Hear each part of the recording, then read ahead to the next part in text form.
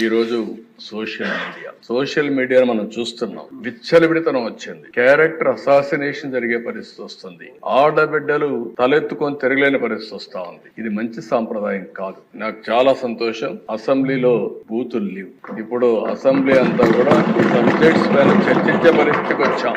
ఆ 5 సంవత్సరాలు అసెంబ్లీలో బూతులు మాట్లాడడం, బయటంతా భయంకరంగా ఉండడం, ప్రజాస్వామ్యం పూర్తిగా అపహాస్యం కాబడింది. అలాంటివన్నీ పోయే పరిస్థితికి వచ్చాయి. ఈ రోజు మళ్ళీ రాష్ట్రంలో ఒకటే విజ్ఞప్తి చేస్తున్నాం. ఎవరైనా సరే ఆడబిడ్డల పైన అత్యాచారాలు చేసి తప్పించుకోవాలంటే ఈ ప్రభుత్వంలో వీలు కాదు.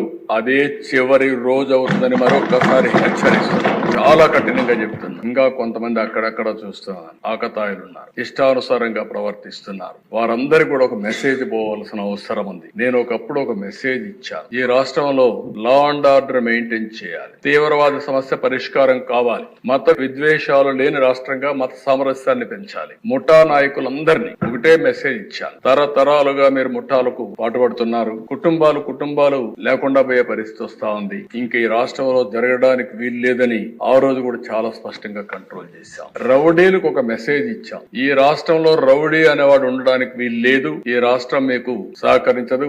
అలాంటి వాడు ఉంటే ఈ రాష్ట్రాల నుంచి పారిపోవడం బెటర్ అని చెప్పి కూడా హెచ్చరించా. ఇప్పుడు కూడా చెప్తున్నా, ఎవరైనా సరే రౌడీజం చేసి మళ్ళా తప్పించుకుంటామంటే అలాంటి వాళ్ళని ఎట్టి పరిస్థితుల్లో వదిలిపెట్టమని అసెంబ్లీ సాక్షిగా హెచ్చరిస్తున్నారని కూడా